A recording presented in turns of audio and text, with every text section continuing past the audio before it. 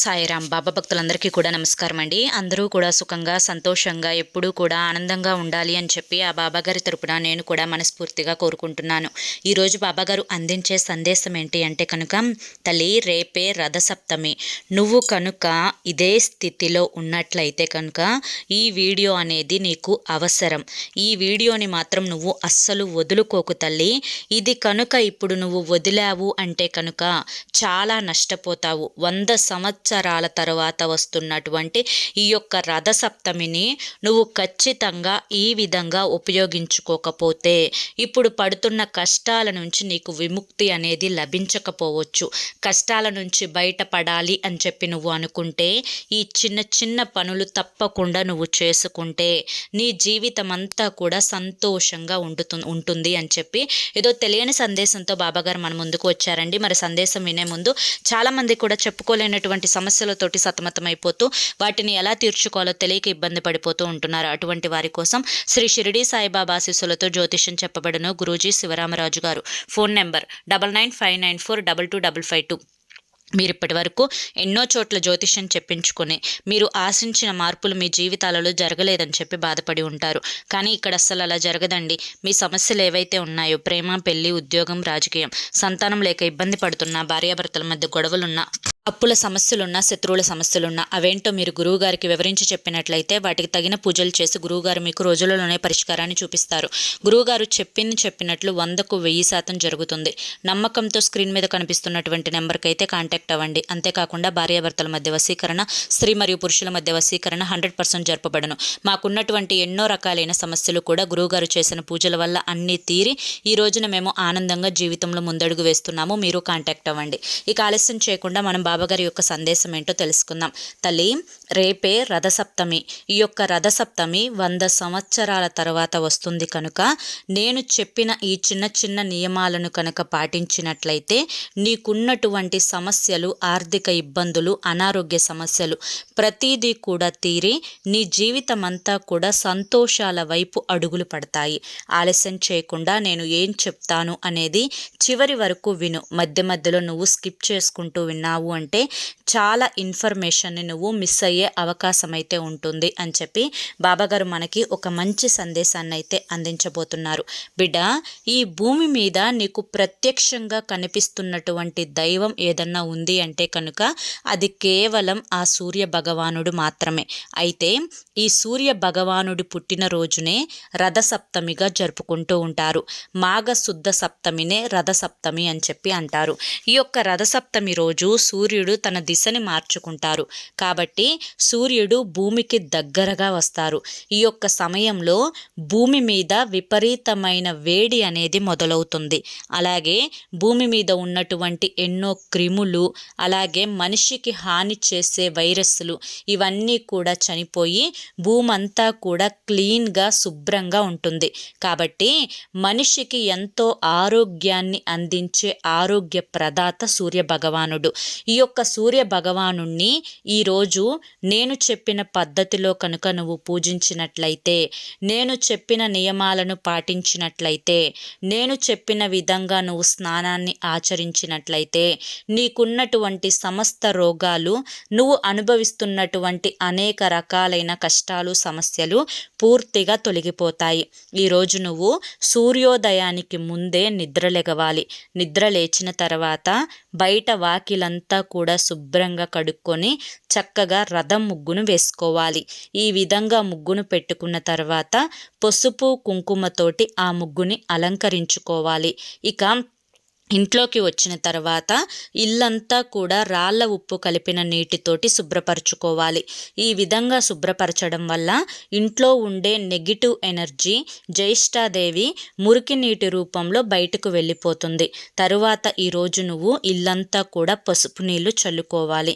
ఇక స్నానం ఆచరించేటప్పుడు మర్చిపోకుండా జిల్లేడు చెట్టు దగ్గరికి వెళ్ళి ఒక 7 జిల్లేడు ఆకులను తుంచుకొని ఆ 7 జిల్లేడు ఆకులను ఇంటికి వచ్చిన తరువాత శుభ్రపరిచి 7 రేగి పండ్లు, అవి కూడా చిన్న చిన్న రేగి పండ్లు అనేవి తీసుకొని ఈ 7 జిల్లేడు ఆకులను, 7 రేగి పండ్లను తల మీద 2 భుజాల మీద పెట్టుకొని స్నానం ఆచరించాలి. స్నానం ఆచరించేటప్పుడు నీ యొక్క మనసులో సంకల్పం ఏదైతే ఉందో, ఈ కోరిక తీరాలి, ఈ కష్టం తీరాలి అని చెప్పి ఆ మాటని నువ్వు మనసులో సంకల్పించుకొని ఈ విధంగా స్నానం చేయాలి. ఈ విధంగా స్నానం చేయడం వెనుక ఉన్నటువంటి ఆంతర్యం ఏంటి అంటే, జిల్లేడు ఆకులో ఆమ్లత్వం ఎక్కువగా ఉంటుంది. అలాగే రేగి పండులో ఆరోగ్యాన్ని పెంచే ఔషధ గుణాలు ఎక్కువగా ఉంటాయి. అంటే మనిషికి రోగ నిరోధక శక్తిని పెంచుతాయి. ఈ విధంగా తల మీద ఇవి పెట్టుకొని తలస్నానం చేయడం వల్ల మనకి యొక్క మెదడు అనేది చల్లబడుతుంది. శరీరంలో అణువణువు కూడా ఉత్తేజంతో కొత్త శక్తి నిండుకుంటుంది. అలాగే శరీరం వజ్రంలాగా ఉక్కులాగా తయారవుతుంది. శరీరాన్ని ఆవరించి ఉన్నటువంటి నెగిటివ్ ఎనర్జీ అంతా కూడా పూర్తిగా వెళ్ళిపోయి శరీరంలో ఒక కొత్త ఉత్తేజం అనేది ఏర్పడుతుంది.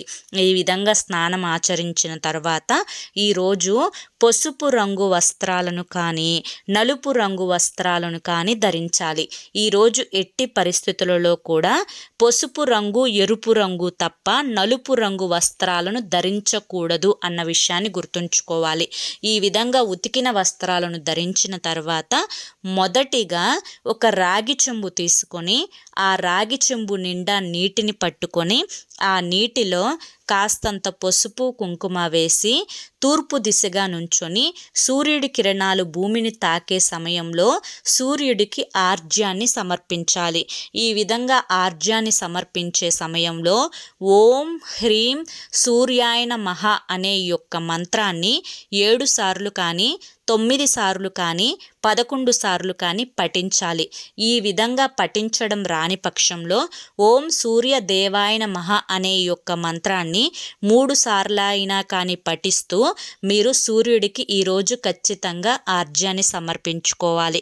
ఈ విధంగా సమర్పించడం వల్ల సూర్యకిరణాలు మీరు ఆర్జ్యం సమర్పించేటప్పుడు ఆ నీటిని తాకుతూ ఆ నీటి నుంచి శుద్ధి అయ్యి మీ యొక్క శరీరాన్ని తాకడం వల్ల మీ శరీరంలో ఉండే ఆ యొక్క రోగ నిరోధక శక్తి అనేది పెరిగి మీకు దీర్ఘాయుష్ అనేది లభిస్తుంది. సమస్త రోగాలు ఇంకా దీర్ఘకాలిక రోగాలు అన్నీ కూడా నయమయ్యి ఆ మనిషికి ఆయుష్ అనేది పెరుగుతుంది. తరువాత వచ్చేసేసి ఈరోజు ఇంట్లో ప్రతి ఒక్కరూ కూడా పాలను పొంగించుకోవాలి. పాలను పొంగించి పొంగల్ అన్నం అంటే పాలతో చేసే బెల్లపన్నాన్ని వండుకోవాలి. ఈ విధంగా వండుకున్న తర్వాత ఈరోజు చిక్కుడుగాయలతోటి రథాన్ని తయారు చేసుకోవాలి. ఈ విధంగా రథాన్ని తయారు చేసుకున్న తర్వాత ఆ యొక్క రథానికి పసుపు కుంకుమలతోటి అలంకరించుకొని పూలని కూడా పెట్టి పూజించుకోవాలి. ఈరోజు పొంగల్ అన్నం వండేటప్పుడు చెరుకు గడతోటి తిప్పాలి. ఈ విధంగా తిప్పడం అనేది మనకి వెనకటి నుంచి వస్తున్నటువంటి ఆచారం. వెనకటి రోజుల్లో ఆవు పిడకలతోటి పాలను పొంగించి బెల్లపన్నాన్ని తయారు చేసేవారు.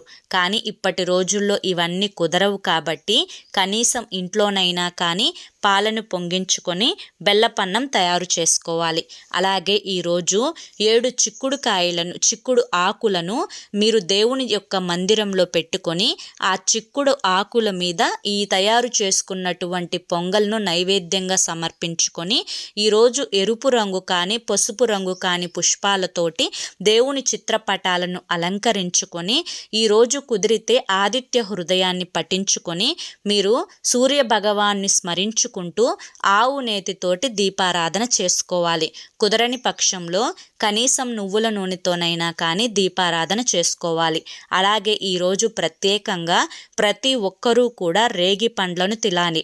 ఈరోజు జిల్లేడు ఆకులకి బదులు చిక్కుడు ఆకులైనా కానీ తల మీద భుజాల మీద పెట్టుకొని తలస్నానం చేయడం వల్ల మీకున్నటువంటి సమస్త దోషాలు సమస్త అనారోగ్య సమస్యలు తొలగిపోయి మనిషి శరీరం ఉక్కులాగా బలపడుతుంది.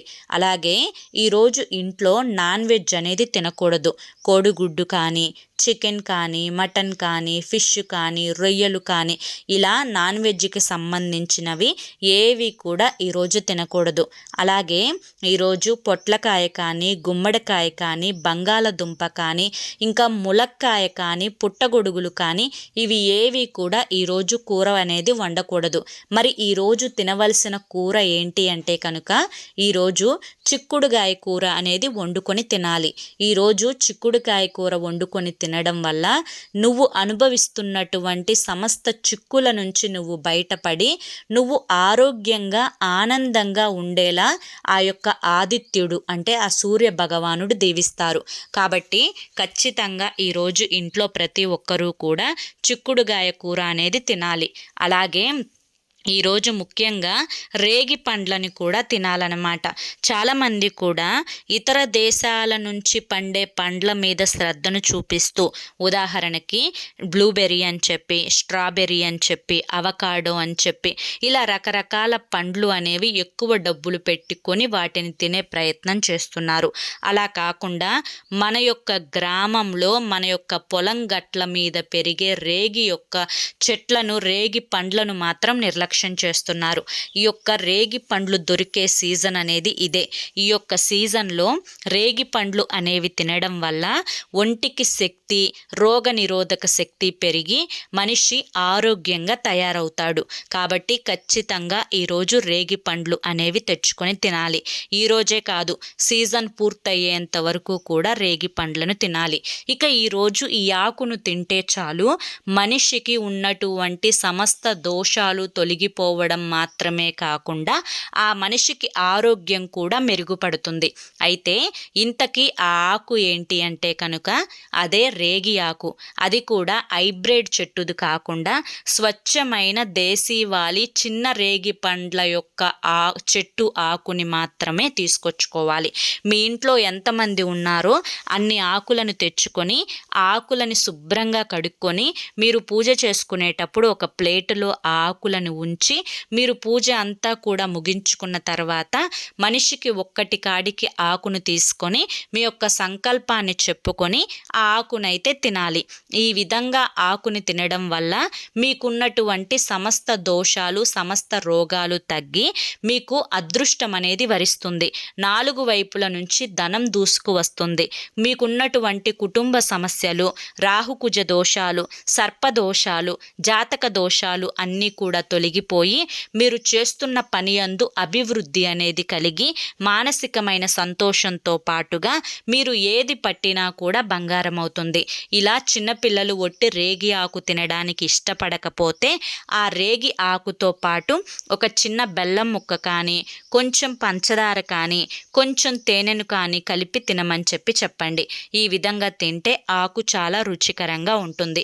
అలాగే ఈరోజు ఈ చెట్టుని తాకితే చాలు మీకున్నటువంటి సమస్త దుష్ట శక్తులు ఏవైతే మిమ్మల్ని పట్టి పీడిస్తున్నాయో, నరుల ఏడుపు, నరదిష్టి, ఏ దిష్టితో అయినా మీరు బాధపడుతున్నా కానీ, అలాగే మీ ఇంట్లో వారే మిమ్మల్ని చూడలేక ఏడుస్తున్నా కానీ ఇటువంటి ఇబ్బందులన్నీ కూడా తొలగిపోతాయి.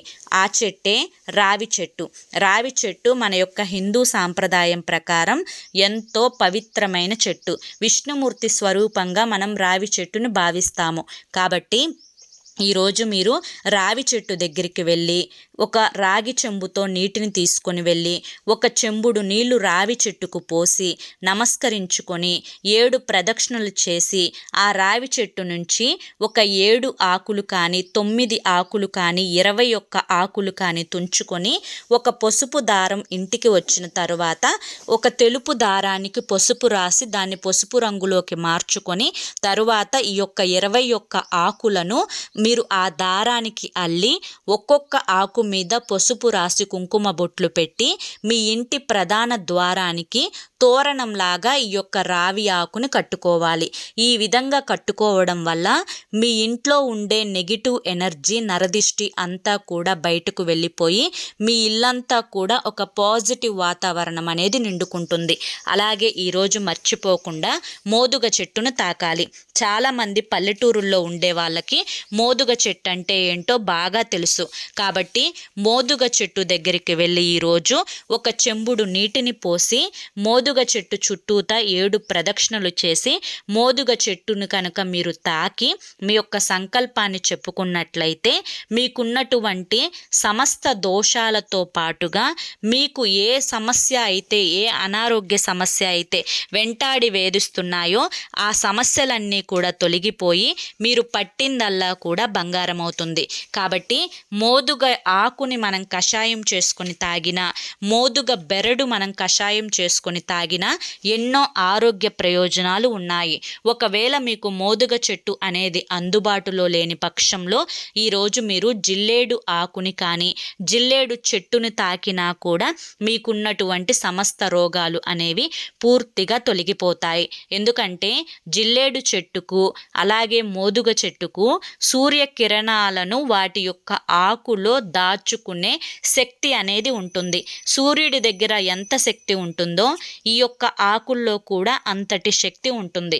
కాబట్టి ఆ శక్తి అంతా కూడా మీ శరీరంలోకి ప్రవేశించి మీ యొక్క శరీరం అనేది బలంగా తయారవ్వడానికి ఈరోజు ఈ చెట్టుని తాకి నమస్కరించుకోవడం, అలాగే ఈ చెట్టు చుట్టూతా ప్రదక్షిణ చేయడం అనేది మీకు ఎంతో అద్భుతంగా ఉపయోగపడుతుందన్నమాట. కాబట్టి తప్పకుండా ఈ చిన్న చిన్న పనులనేవి ఈరోజు చేసుకోండి. అలాగే ఈరోజు మీరు చెప్పులు కానీ గొడుగు కానీ ఎవరికైనా దానం ఇస్తే చాలా మంచిది. ఈరోజు ఇంట్లో గోధుమల ఇంటికి తెచ్చుకోవడం కానీ, గోధుమ పిండి ఇంటికి తెచ్చుకోవడం కానీ, గోధుమ రవ్వ ఇంటికి తెచ్చుకోవడం కానీ చేయండి. ఈరోజు గోధుమ దీపం అనేది వెలిగించడం వల్ల మీకున్నటువంటి అనేక రకాలైన సమస్యల నుంచి బయటపడి మీకు 4 వైపుల నుంచి ధనం దూసుకువచ్చి మీ మీద ఉన్నటువంటి నెగిటివ్ ఎనర్జీ పూర్తిగా వెళ్ళిపోయి మీరు పట్టిందల్లా కూడా బంగారం అవుతుంది. మనిషి తన యొక్క జన్మలో 7 రకాల పాపాలు చేస్తారు. కాబట్టి ఈ యొక్క 7 రకాల పాపాలను కూడా దూరం చేసే శక్తి అనేది ఆ యొక్క ఆదిత్యుడికి మాత్రమే ఉంది. పైగా రేపు రథసప్తమి ఆదివారంతో పాటు కలిసి రావడం ఇంకా విశేషం. కాబట్టి రేపు రథసప్తమి రోజు ఈ చిన్న చిన్న నియమాలు అనేవి తప్పకుండా పాటించుకోవాలి. మనకి ముఖ్యంగా సృష్టి, స్థితి, లయ అనే ఈ యొక్క మూడింటిలో స్థితికి రూపంగా సూర్యుడిని మనం భావిస్తాము. ఉత్తరాయణ పుణ్యకాలంలో సూర్యుని గమనం దక్షిణ దిశ నుండి ఇతర దిశకు మారే సమయాన్ని రథసప్తమిగా మనం భావిస్తూ ఉంటాం. కాబట్టి ఈ యొక్క రథసప్తమిని మాత్రం ఎవ్వరూ కూడా మిస్ చేసుకోవద్దు. మాకు చాలా సమస్యలున్నాయి, చాలా ఒత్తిడి మా మీద ఉంది, మాకు చాలా అప్పులు ఉన్నాయి, మాకు ఏ పని చేసినా కూడా ఆ పనిలో కలుసుబాటుతనం అనేది రావడం లేదు, మాకు అంతా కూడా గందరగోళంగా, మాకు లైఫ్ మీదే ఒక విరక్తి భావన అనేది కలుగుతుంది, అసలు మేమేం చెయ్యాలి అని దిక్కుతోచని స్థితిలో ఉన్నవారు మీరు ఎన్నో పూజలు చేస్తూ ఉంటారు, ఎన్నో వ్రతాలు చేస్తూ ఉంటారు, ఎంతమందినో నమ్మి ఉంటారు. ఒక్కసారి నువ్వు కనుక ఈ దీన స్థితిలో ఉన్నట్లయితే కనుక నేను చెప్పిన విధానం ప్రకారంగా ఈ యొక్క రథసప్తమి రోజు పూజను కనుక ఆచరించినట్లయితే నీకున్నటువంటి సమస్త దోషాలు అనేవి తొలగిపోయి నువ్వు చేసే పనిలో కలుసుబాటుతనం, లక్ష్మీదేవి యొక్క కటాక్షం, సూర్య భగవానుడి యొక్క ఆశీర్వాదం, అలాగే నీ మీద ఉన్నటువంటి నరదిష్టి పూర్తిగా తొలగిపోయి నువ్వు చేస్తున్నటువంటి ఉద్యోగాలలో ప్రమోషన్స్, జీతాలు పెరగడం, చేసే పనిలో సంపాదన పెరగడం, నువ్వు అనుకున్న పనులు అనుకున్నట్లుగా జరగడం, నీ మీద ఉన్నటువంటి నెగిటివ్ ఎనర్జీ, నరదిష్టి అంతా కూడా తొలగిపోవడం, ఇటువంటివన్నీ కూడా జరుగుతాయి. కాబట్టి కనిపించే ప్రత్యక్ష దైవమైన ఆ యొక్క సూర్య భగవానుడికి కనీసం ఈ పూజలన్నీ కూడా చేయకపోయినా రేపటి రోజున నేను తినవద్దు అన్న పదార్థాలను తినకుండా ఉండి స్నానం చేసేటప్పుడు నేను చెప్పినట్లుగా జిల్లేడు ఆకులను, రేగి పండ్లను పెట్టుకొని స్నానం ఆచరించి, అలాగే బయట రథం ముగ్గు వేసుకొని, కనీసం ఇంట్లో పొంగల్ చేసుకోకపోయినా పాలైనా కానీ పొంగించుకొని ఇంట్లో దీపారాధన చేసుకొని సూర్యుడు ఉదయించేటప్పుడు ఆ యొక్క కిరణాలకు ఎదురుగా నుంచొని ఆర్జ్యాన్ని సమర్పించినా కూడా మీకు పడుతున్నటువంటి కష్టాలు, సమస్యలు, రాహుకుజ దోషాలు, సర్పదోషాలు, జాతక దోషాలు, ఎదుగుదల లేకపోవడం, దిష్టి దోషాలు ఇవన్నీ కూడా తొలగిపోయి మీకు మంచి జరగడం మాత్రం ఖచ్చితంగా ఉంటుంది.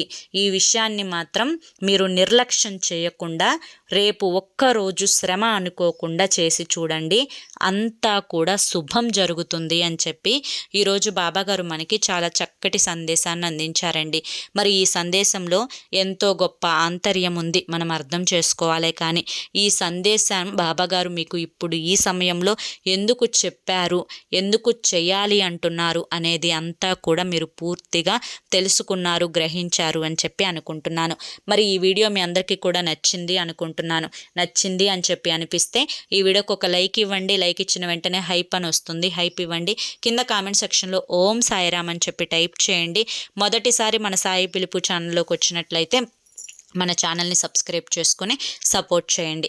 రేపు మరొక మంచి వీడియోతో మళ్ళీ కలుసుకుందాం. అంతవరకు కూడా బాబాగారి యొక్క ఆశీస్సులు మీ మీద, మీ కుటుంబ సభ్యుల మీద ఎల్లకాలం ఉండాలి అని చెప్పి మనస్ఫూర్తిగా కోరుకుంటూ సర్వేజన సుఖినో భవంతు.